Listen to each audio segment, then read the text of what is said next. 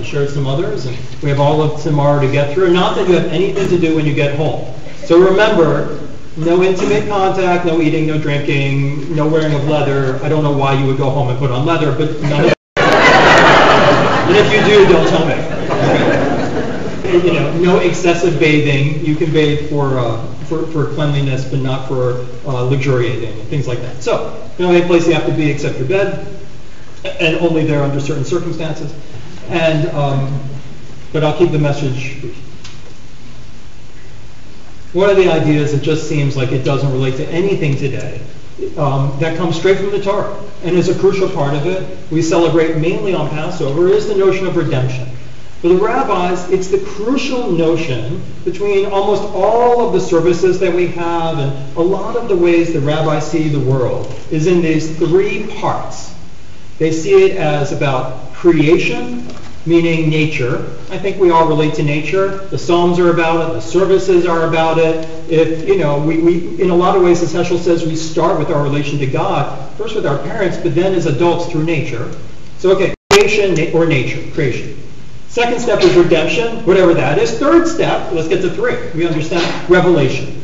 So a lot of people would say, well, when you think about, isn't the revelation what redeems you? Isn't knowing the way to live, having an idea of fixing some of these sins, I don't know, you know, the idea of how can we live better, isn't that what redeems you, is the revelation? But it's not. It's something else.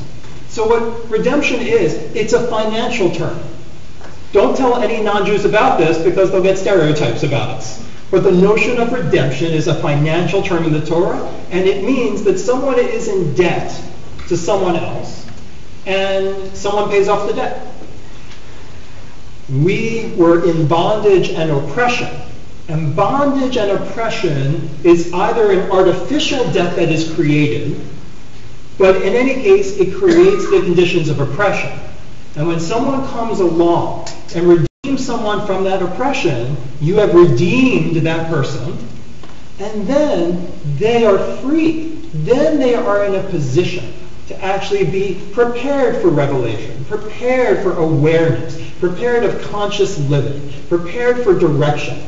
But if you are in bondage, if you are in debt, then you cannot be. I think all of us understand what that's talking about once we get to the heart of its etymology. So the idea is God redeemed us from the Egyptians, and actually we owe God. Actually, God paid off our debt, and now we kind of owe God. It's not like God paid off our debt and said, now go and do whatever the heck you want. That's why revelation comes after redemption. So you get it? It kind of makes sense. You would have revelation and then redemption, but you don't. Redemption is the crucial middle term, because we are free, and now that we're free, God's like, now I've got a plan for you guys who owe me. And if your plan is to completely assimilate into the world and forget everything, that's not what I had in mind. That's not Jewish freedom. Jewish freedom is actually to fulfill the purposes of holiness, of rising to your better selves. And I'm sorry to tell you, but the purpose of Torah is actually to save the world. Like, we are actually, we had this great idea of one God. It really caught on. I'm not sure anyone really relates to it like they should. But there are little things like that about like redeeming kinsmen, about the fact of setting your compass by the fact of women and children and immigrants and animals who are by themselves, by nature in a sense, in need of redemption because when they're vulnerable in their subservient relationships to mostly the adult men who run society. If they're suffering, then you got to bring in the Torah, bring it in, save the world. And I forgot nature. Nature can't protect itself. Children, certain women can protect themselves. I can vouch for that. My mother can definitely protect herself. But there are people who cannot protect themselves, and we have to take an interest in them. So here we have the idea of redemption. So you're in debt, God redeems you, and then that gives you the ability to actually exercise your freedom in such a way that you can thrive, you can be fulfilled, not that you wander aimlessly from diversion to diversion as we just read. So one of the things the Torah says is that no one can be in debt longer than 6 years. I know that doesn't seem to make any sense today, so I won't push it that we really should have 6-year mortgages and things like that. Although I just heard a fascinating program that says, there was a program on NPR about an hour before Kol Nidre that said that many of us are enslaved to 30-year mortgages because basically in the first 10 to 15 years you don't pay off any of the principal. So the truth is you're really just, you think you're moving forward but you're not. And considering I just refinanced this past week, that was hard news for me to hear because I refinanced a 30 into a 30. And so what I'm saying is the whole society is designed, talk about a synchronicity, the whole society is designed to basically keep you in debt and subservient so that you don't have freedom. You can't really do the things that you want to do. There's a great Native American quote. I mentioned it in Torah study the other day. People said that they had heard it before. By the way, Chuck, can you hear me okay? Sometimes because I can't hear myself. The quote is this: "We inherit the world from our ancestors, but we borrow it on loan from our grandchildren."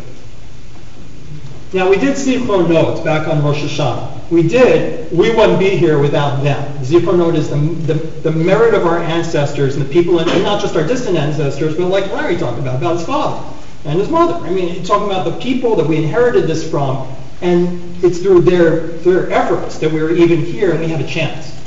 But the quote pushes us to Yom Kippur in the future, which is, what's our future? We're borrowing it from our grandchildren. In the Torah, it says that if you at all can, you redeem your kinsman.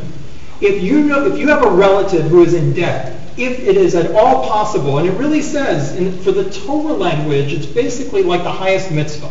And also the one that's not the highest, like I never do that because that's such a high mitzvah. It's like the highest mitzvah, like you got to do that if you can do anything. You redeem your kinsman, meaning you hire them to work for you, you pay off the debt they have to someone, because basically many legal contracts in the Torah are based around debt. In other words, you have a debt, you agree to work for someone for between 1 and 6 years to pay off the debt, and then you're released. And the Torah says, if you know someone who's like that and they're not free, redeem them yourself, have them be part of your extended family, and have them work for you. Make them mishpacha if you're at all capable. And remember, the highest form of charity for Maimonides, you all went to Hebrew school, number 2 is anonymous charity. Number 1 is go into business with someone who does not have capital. Go into someone who is poor, and to make them a partner. So all of this comes out of the Torah from the notion of redemption. The Torah says that what we can never allow happen is that a person who is in debt, who cannot pay back a loan, is utterly humiliated. Because when that happens, rather than being like God, and saving their dignity, we've allowed them to be crushed. Interestingly, today's student loans, right? If you go bankrupt, Congress passed a law saying student loans will not be part of bankruptcy. So if you come out of med school or something, a couple $100,000. The average to come out of rabbinical school with is $200,000. I wish I could be Catholic just for rabbinical school and have the Pope pay for it, but he turned me down.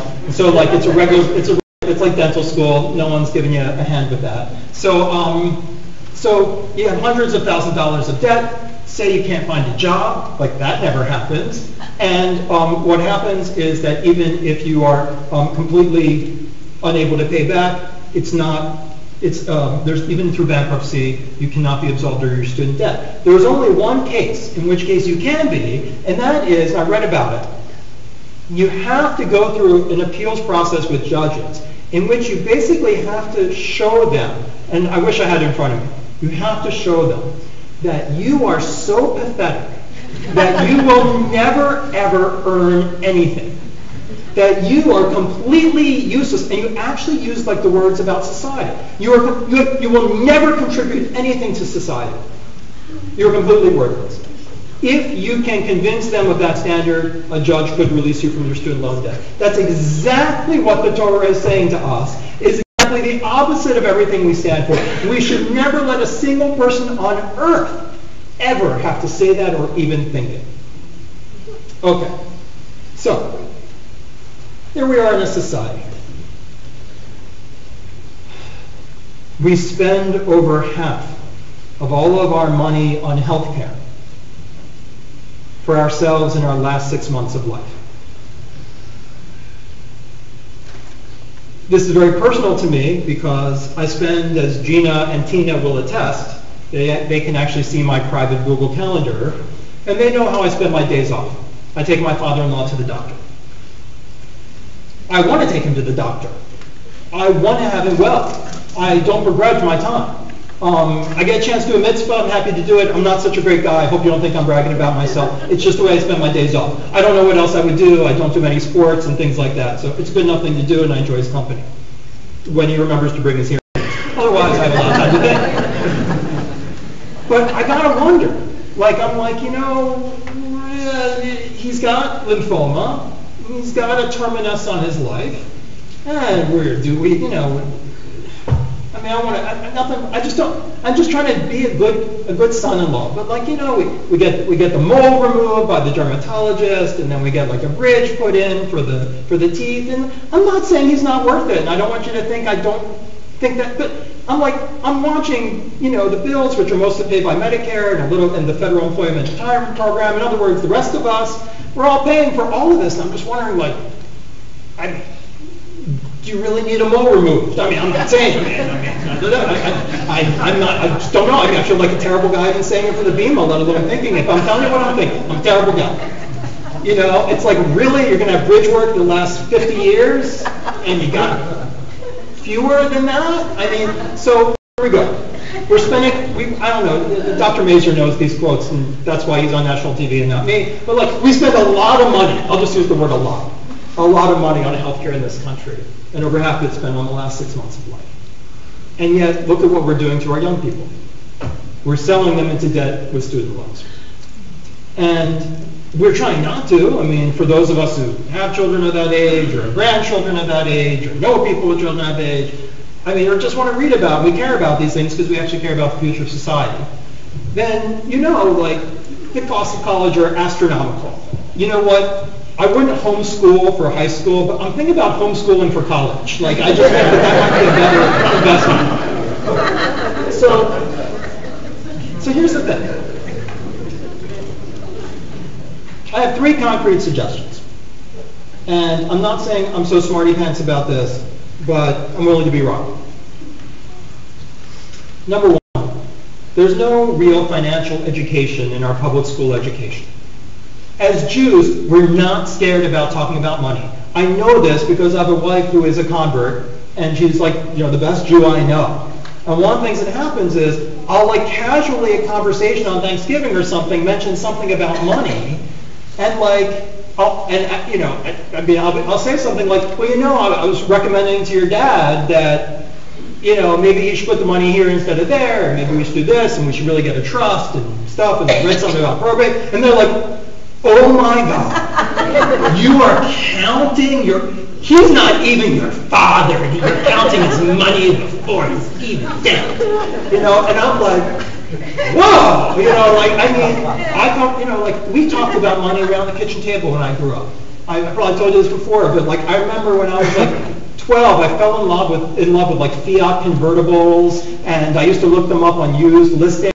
And I tried to sell my family on buying a Fiat convertible used, or there was another thing, maybe it was a TR7 or something, and my parents, we'd sit around, we'd talk about how much okay, what else are you going to do on Shabbos afternoon, right, when your dad's the rabbi? You come home, eat a lot of tuna fish, maybe some egg salad, you feel too full, and you talk about, would that be realistic to buy a little Fiat, and it's convertible, and how much it costs to get those things repaired, and what's the insurance, and don't get it when it's yellow or red, and I learned a lot about why we're buying a station wagon. I really do. I love that station wagon.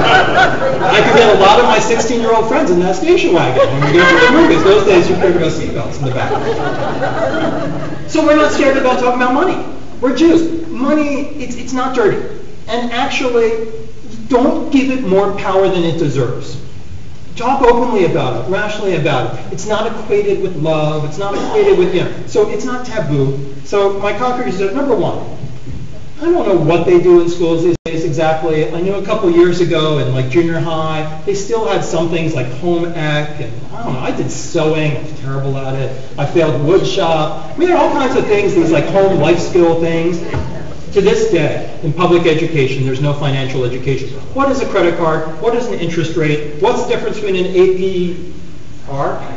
Got it. Okay, APR and the other thing. And what is the difference? And like, how do these things work? And when they offer you a credit card in the orientation week at college, like, are they doing that because they're like, I know you so well, Nadav, that I know you're so trustworthy. And I wouldn't be offering you this card unless I fully knew you were responsible and could pay it back.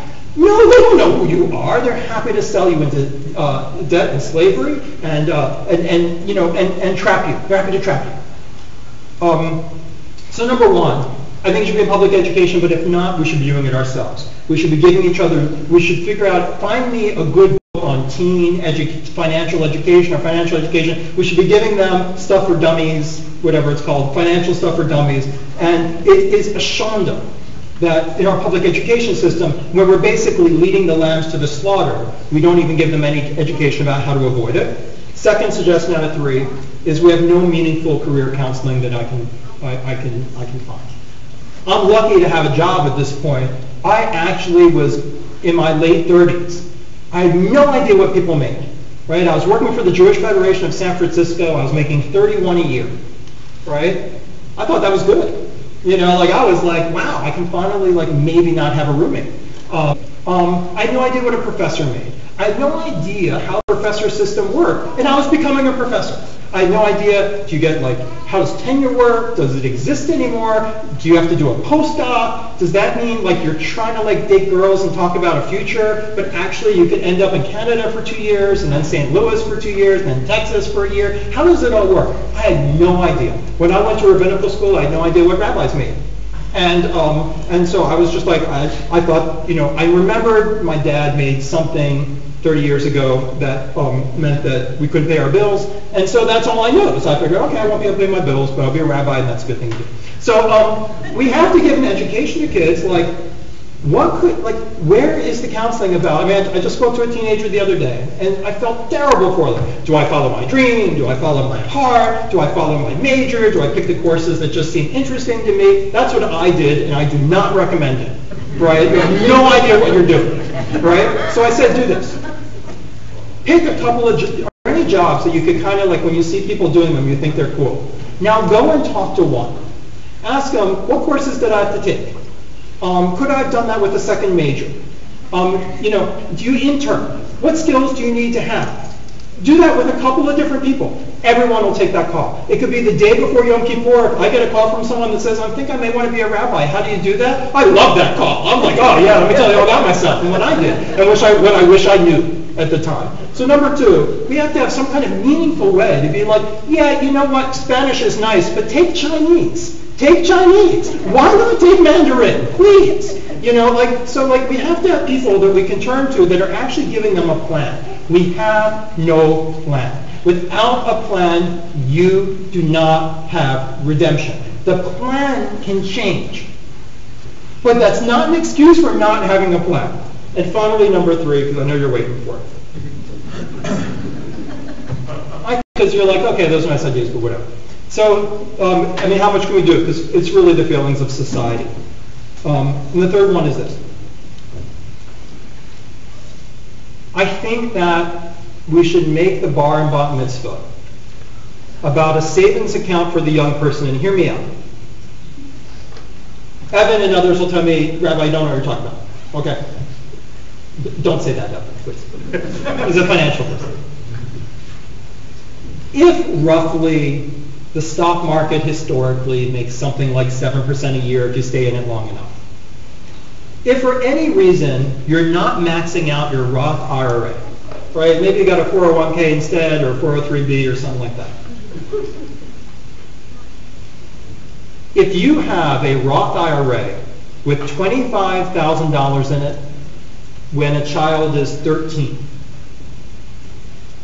it should be $1 million when they're 80. Let me say that again. If you have a Roth IRA with 20, by the way, it could change. When the federal government evaluates you for college, for how much the parent contribution is, it's still at this point, it's never been. You don't have to declare what's in your IRAs. You don't, or your 401 or 403s. So you don't have to declare retirement savings on the FAFSA. So it doesn't come into play. It's not like a education set, a cover del, which you do. If you have $25,000 in a Roth IRA, it'll be $1 million roughly by they're 80 years old. Our children and grandchildren will likely, God willing, live well into their 90s. At the rate of debt that they will have nothing or very little by the time they retire.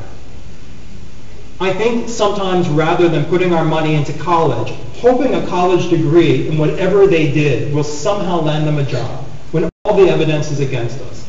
I wonder if we as Jews could change. That the bar, forget the party, forget gifts, forget the lunch, right? We'll get some donuts. Every gift goes in to get to $25,000 for a kid. And maybe we start saving for it. I mean, maybe I skip preschool this year, right? Preschool, $800 a month per kid. That's about $8,000, paid over 10 months, about $8,000. I wanted to put Marav in Chabad kindergarten. I was thinking about it, $10,000. Maybe I take that and put it in. Maybe we'll even have, we could even do a party when she's 13. We'll see. Maybe we'll get to 25. Maybe we inherit from our ancestors, but we borrow from our children and grandchildren. We are not realistic about how long they're going to live. We spend the money on the end years of life that we don't have, and we don't leave them a future where they are not redeemed. My proposition is that we redeem them by at least knowing that they will have roughly $1 million when they are 80, that they inherit. And however, we'll get Evan or someone else to figure out exactly how you convert all that over. But I think that's Jewish. That's redemption. That is giving the future a chance. It's being like God. Thanks for listening. And Shana, up to